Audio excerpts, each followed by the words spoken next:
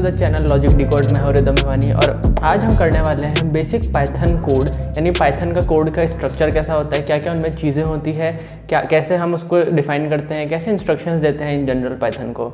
तो सबसे पहले चालू करते हैं। कल हमने एक प्रोग्राम देखा था जिसमें हमने एक नेम इनपुट लिया था और उसको प्रिंट करके आउटपुट किया था।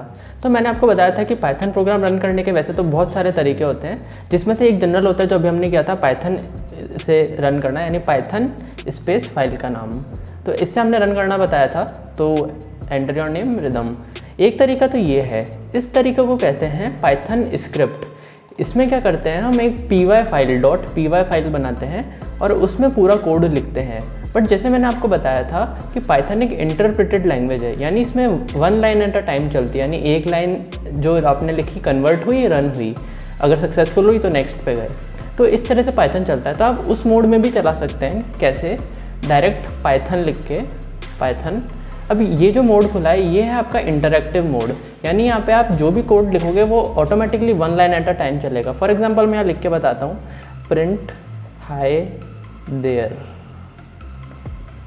ओके, तो ये देखो वन लाइन चली, ख़त्म हो गया। तो ये भी एक तरीका होता है पाइथन कोड को रन करने का, अगर आपको सिर्फ सिंगल लाइन चलानी है तो। इससे हम बाहर आ जाते हैं क्विट करके। तो अब बात करते हैं हम बेसिक पाइथन कोड की। तो हमने कल एक कोड देखा था ये वाला। इसमें हम पाइथन कोड में मिनिमम से मिनिमम एक चीज़ क्या कर सकते हैं, कुछ भी आउटपुट प्रिंट कराना, यानी स्क्रीन पे कुछ दिखाना कि हाँ कुछ आउटपुट है। तो उसके लिए हमको एक फंक्शन यूज़ करना पड़ता है जिसका नाम है प्रिंट। फंक्शन है, फंक्शन का मतलब क्या होता है, एक सेट ऑफ लाइंस जो एक बार लिखने होता है, बार बार यूज़ कर सकते हो। फिर आप उसको हम बाद में देखेंगे अपने खुद के फंक्शंस भी कैसे बना सकते हैं। प्रिंट एक प्री डिफाइंड फंक्शन है, यानी पाइथन में पहले से प्रिंट डिफाइन कर रखा है। पता कैसे पड़ेगा फंक्शन है, क्योंकि ये ब्रैकेट्स के साथ लिखा जाता है। तो अब इसमें क्या होता है, आप जो भी इन ब्रैकेट्स के बीच में लिखोगे वो चीज़ आउटपुट कंसोल पे आउटपुट हो जाएगी। कंसोल मतलब ये जो कहलाता है टर्मिनल या CMD जिसको आप कहते हैं। तो अभी इसको हम बंद कर देते हैं। हम यहाँ पे एक न्यू फाइल बनाएंगे, lecture 4 basics.py नहीं बोलना है क्योंकि हम पाइथन स्क्रिप्ट लिख रहे हैं। तो यहाँ पे हम मिनिमम से मिनिमम चीज़ क्या कर सकते हैं, एक प्रिंट स्टेटमेंट। तो प्रिंट और ब्रैकेट्स, इसके बीच में आप जो भी लिखेंगे वो प्रिंट हो जाएगा। फॉर एग्जांपल अगर मैं कोई टेक्स्ट लिखना चाहता हूँ तो हाय देयर लॉजिक डिकोड, तो इससे क्या होगा, ये लाइन कंसोल में प्रिंट हो जाएगी। कंसोल लाने के लिए हमको क्या करना है, टर्मिनल में जाना है, टर्मिनल एंड न्यू टर्मिनल।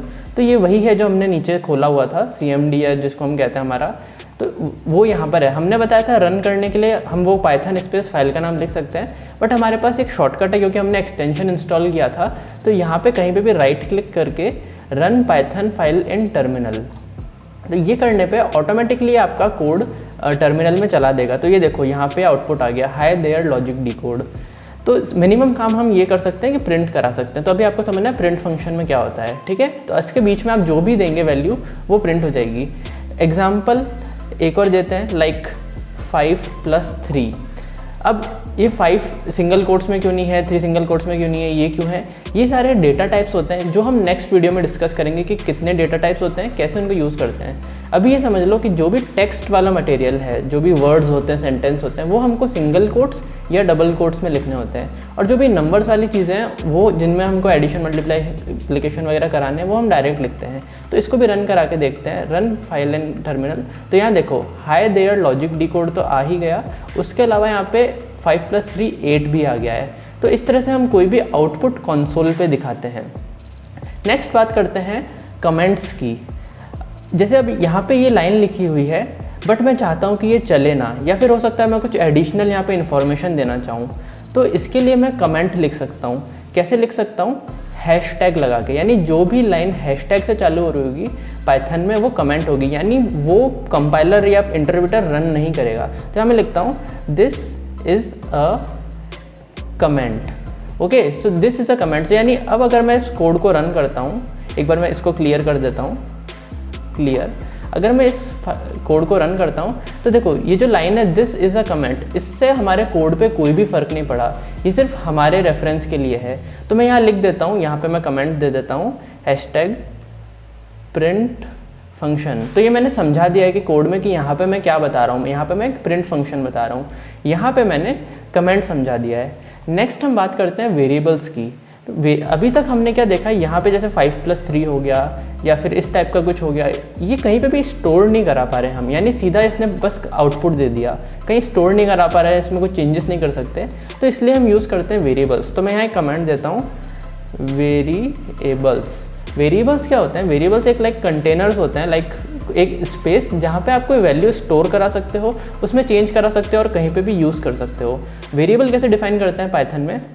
बस आपको देना है वेरिएबल का नेम। फॉर एग्जांपल मैंने नाम दे, ये मेरी मर्जी से है, मतलब नेम मैंने दे दिया, इक्वल्स टू जो भी आपको इसकी वैल्यू देनी है, लाइक मैंने ये दे दिया। अब इस नेम वेरिएबल के अंदर रिदम भिवानी लिखा हुआ है और अब इसके यूज़ से मैं कुछ भी करा सकता हूँ। फॉर एग्जांपल मैं इसको प्रिंट करा सकता हूँ नेम, तो मैं इसको रन कराता हूँ, तो यहाँ पे देखो hi there logic decode and 8 तो आ ही गया, रिदम भिवानी भी प्रिंट हो गया। प्रिंट में मैंने क्या दिया था? नेम, और नेम की वैल्यू क्या है? ये। तो इस तरह से मैं अपना खुद का वेरिएबल बना सकता हूँ। अब इस नेम वेरिएबल के साथ मैं कुछ भी कर सकता हूँ। फॉर एग्जांपल अगर मैंने यहाँ पे नेम दे दिया है तो यहाँ पे मैं नेम की वैल्यू चेंज भी कर सकता हूँ। फॉर एग्जांपल मैं यहाँ लिख देता हूँ लॉजिक डिकोड, तो एक बार तो नेम की वैल्यू क्या थी? रिदम भिवानी, फिर वो प्रिंट हो जाएगा। सेकेंड टाइम में क्या वैल्यू थी? लॉजिक डिकोड, और वो प्रिंट हो जाएगा। तो अब मैं इसको रन करता हूँ, मैं वापस से एक बार इसको क्लियर कर देता हूँ एंड रन कर देता हूँ। तो ये देखो फर्स्ट टाइम में rhythm Bhiwani and second time में लॉजिक डिकोड। तो इस तरह से वेरिएबल्स हमारे रीयूजेबल होते हैं, हम उनको चेंज भी कर सकते हैं और उनमें कुछ वैल्यूज स्टोर करा सकते हैं। अब यहाँ पे एक चीज़ का ध्यान देना है कि ये जो नेम मैंने दिया है ये मेरी मर्जी से दिया हुआ नेम है, तो इस नेम को मैं माई नेम भी कर सकता हूँ, माई नेम। तो मैं एक सेकंड यहाँ पे इसको चेंज नहीं करता हूँ, मैं यहाँ पे इसको चेंज करता हूँ और मैं हेडिंग दूंगा आइडेंटिफायर्स। तो यहाँ पे जो नेम दिया है ये मेरी मर्जी का नेम है, इसको मैं माई नेम भी दे सकता हूँ, तो अभी भी चलेगा ये माई नेम। ओके, मैं इसको रन करता हूँ, तो ये देखो रिदम भिवानी फिर से एक बार लिखा गया। तो यहाँ पे जो नेम होता है इसको कहते हैं आइडेंटिफायर। आइडेंटिफायर के कुछ रूल्स होते हैं, यानी ये नेम में ऐसा कुछ नहीं मर्जी से कुछ भी दे दिया। Rules for identifiers. First rule क्या है कि it should start with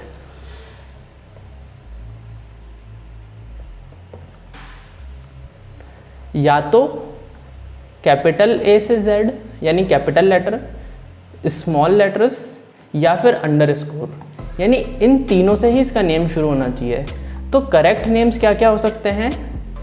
rhythm हो सकता है, अंडरस्कोर रिदम हो सकता है, रिदम हो सकता है, ये सारे करेक्ट नेम्स हैं।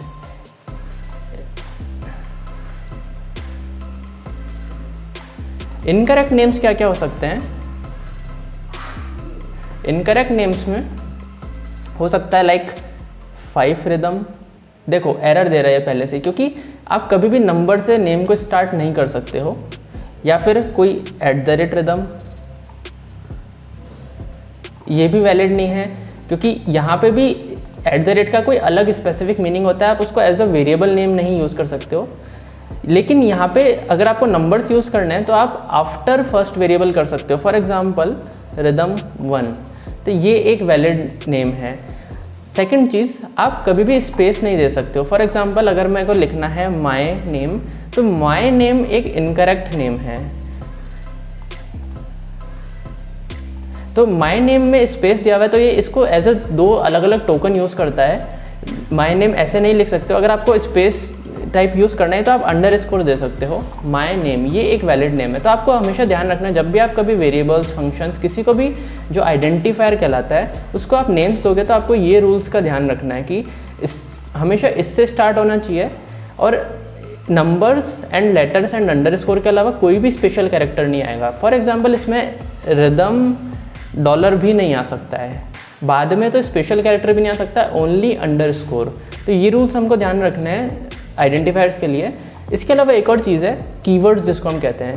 जैसे इंग्लिश लैंग्वेज होती है उसमें कुछ स्पेसिफिक वर्ड्स होते हैं, यानी लाइक एंड और इज, जिनका कुछ स्पेसिफिक मीनिंग होता है। ऐसे पाइथन में भी कुछ वर्ड्स हैं जो आप एज अ आइडेंटिफायर यूज़ नहीं कर सकते, क्योंकि पाइथन में उनका कुछ स्पेसिफिक मीनिंग होता है। तो ऐसे टोटल 35 हमारे पास कीवर्ड्स हैं पाइथन में, जिनकी लिस्ट आपको यहाँ मिल जाएगी। जैसे कुछ फॉर होते हैं, वाइल होते हैं, तो इनको आप एज अ आइडेंटिफायर यूज़ नहीं कर सकते हो। फॉर एग्जाम्पल मैं लिखता हूँ वाइल इक्वल्स टू हेलो, तो ये देखो एरर दे रहा है मुझे क्योंकि वाइल एक रिजर्व्ड कीवर्ड है।